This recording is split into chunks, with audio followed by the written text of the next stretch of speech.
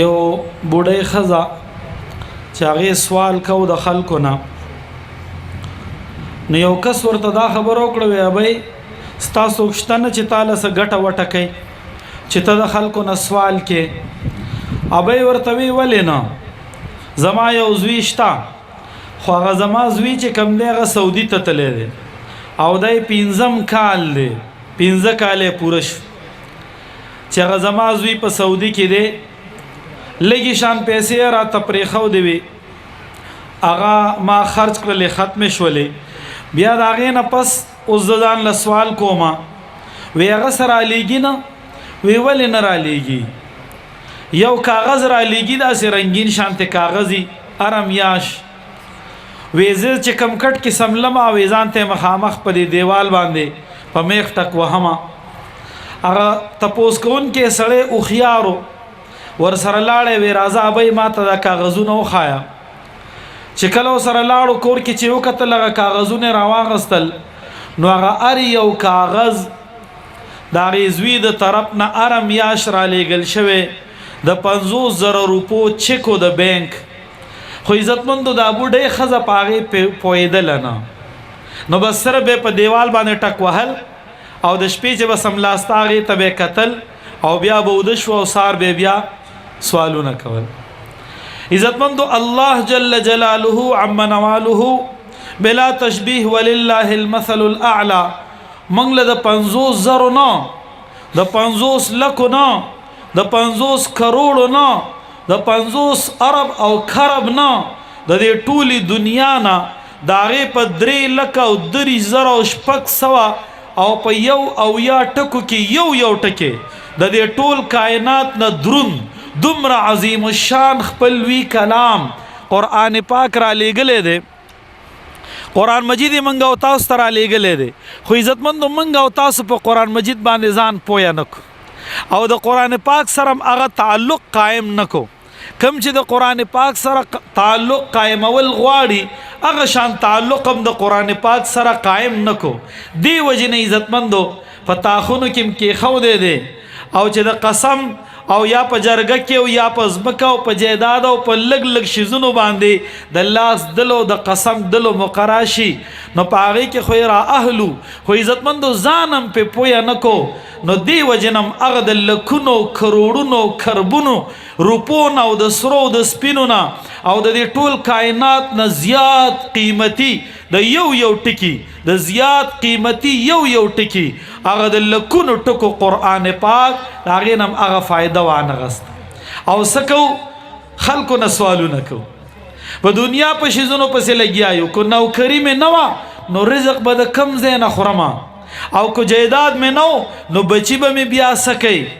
او که دا پلان کې نقشه مې نه وه حاصله کړې نو بیا به زما را روان نسل څه کوي. عزتمندو د نسلونو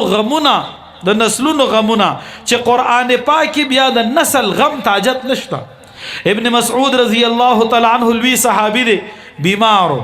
حضرت عثمان رضی الله تعالی عنہ د خلافت دورو،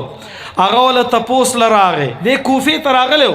خو په آخري عمر کې واپس مدینه منوره ته راغی او بیا ډیر عمر په کوفه کې تیر کړو، بیا مدینه منوره ته واپس راغی او په مدینه منوره کې وفات شو او په جنت البقیع کې خخته. ابن مسعود رضی الله تعالی عنہ نو دې بیمارو، حضرت عثمان رضی الله عنه دور خلافت تپوس لراغه، وی ما تشتکی، وی تا ته څه شکایت ته؟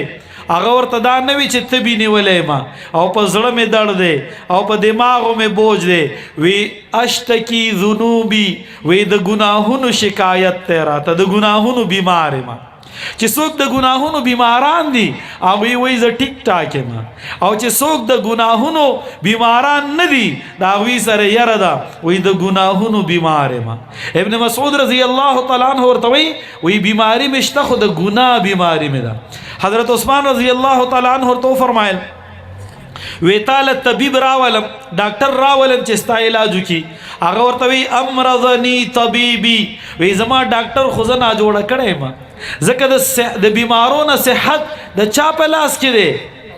په تیزه ووایه د چا په لاس کې دی؟ او د غریبۍ نه مالداري د چا په لاس کې ده؟ او د خفګانونو نه خوشحالي د چا په لاس کې ده؟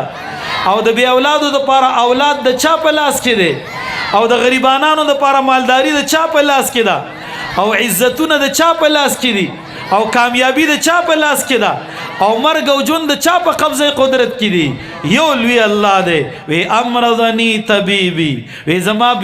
ډاکټر ز بیمار کړی ما ورته وی ها نو بیا زسو کما وی وظیفه د مقرر کم وی نه مال وظیفه مقرر وا زما وظیفه تاجت نشتا وی ستا لونه ډیری دي لونه دی ډیری دي وی دا وی په کار راشي وظیفه بدل مقرر کم پیسې بدل راولېګم وی تا سره زما د لونو غم دی نن سبا خلکو سره د زامنو غمی هغه سره د لونو غم نو وی تا سره زما د لونو غم دی وی او کنه وی ما خپل لونو ته سوره واقعه یاد کړی دا او ما په خپل د پیغمبر علیه السلام نو ریدلی دي چې کم مسلمان بندا ارش په سوره واقعه وی په د باندې به فقر چرتم ناراضي نو عزتمندو د فقر نه د بچ کېدو په نیت باندې بیا هم نه دی ویل پکار بلکې په دې نیت چې الله راضي شي او د الله رضا حاصل شي خو فقر بم چرتم ناراضي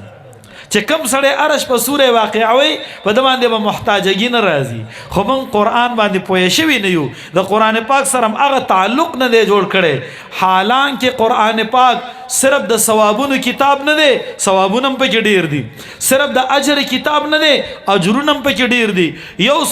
سوره فاتحه وایا د سلور وانو آسمانی کتابونو د تلاوت اجر په ملاويږي یو سوره بقره وایا د کور نه به شیطانان تختی فرشتي وترازي ان الشيطان يفر من البيت الذي يقرأ فيه سوره البقره او كما قال عليه السلام پیغمبر علیه السلام فرمای کم کور کې چې د سوره بقره تلاوت کیږي شیطان دا غی کور نه تختی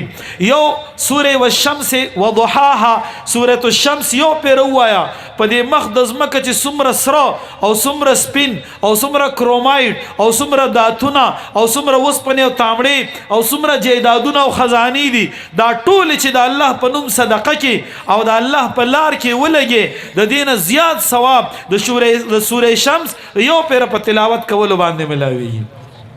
سوره والعادیات یو پیر وایا د نیم قرآن د ثواب دی پکې د نیم قرآن د تلاوت اجر دی پکې سوره زلزال اذا زلزلت الارض زلزالها یو پیر وایا د ټول قرآن مجید د نیمه حصے یعنی د نیم قرآن مجید د تلاوت اجر دی پدې کې نو چې دو پیری دی وي د روح ختم ثواب دی قل یا ایها الکافرون سورت سلور پیری وایا د روح ختم ثواب دی پکې قل هو الله احد سورت قل هو الله احد سورت چې درې پیری وي د روح ختم ثواب دی پکې او یو د قرآن مجید آیت ته اتشتمه سپاره ده لو انزلنا هذا القرآن على جبل لرأيته خاشعا متصدعا من خشية الله وتلك الامثال نضربها للناس لعلهم يتفكرون دا آیت چې څوک یو پیروي لکه 1000 آیتونه چې د قرآن مجید تلاوت کړو او سورت تکاثر الهاکم التکاثر سورت چې څوک یو پیروي لکه 1000 آیات چې تلاوت کړل نو دا د اجرونو کتاب هم دی خو عزتمندو صرف د اجر کتاب نه دی دا د برکتونو کتاب هم دی هذا کتاب انزلناه مبارک فاتبعوه و دا قرآن پاک ما د برکت کتاب نازل کړي ټول په دې پس روان شي ټول په دې پس روان شي نو عزتمندو دا صرف د برکت کتاب هم نه دی ورنه برکتونه هم ډیر زیات دي خو عزتمندو دا د انقلاب کتاب دی د انقلاب دا په ژوند کې انقلاب راولي دا په عقایدو کې انقلاب راولي او دا د انسان په اعمالو کې انقلاب راولي او عزتمندو دا د انسان په سوچونو کې جذباتو کې شوقونو کې ولولو کې او تمناګانو ارزوګانو کې انقلاب راولي عزتمندو دا کتاب انقلاب دی او دا پیغام انقلاب دی حکومت او تاسو په ځان پوهه کو دا انسان د زمکینا آسمان ته اوچتای ان الله يرفع بهذا الكتاب اقواما ويضع به اخرين چې څوک په دې کتاب په روان شي من جعله امامه چا چې مخ ته کې خودو او په دې پس روان شو قاده الى الجنه نو سیده جنت ته رسي ومن جعله خلفه ويضع به اخرين د دې کتاب نه په مخالفت باندې الله په قومنا افراد خطکي علاقه خطکي او افراد خطکي او من جعله خلفه ومن جعله وراء ظهره الفاظ مختلف روایاتو کې راځي چا چې قران پاک شاته وغورځو ساقطه فی النار د دوزخ کندې ته غورځي عزتمند دا په انسانانو کې په مرتبو کې انقلاب راولي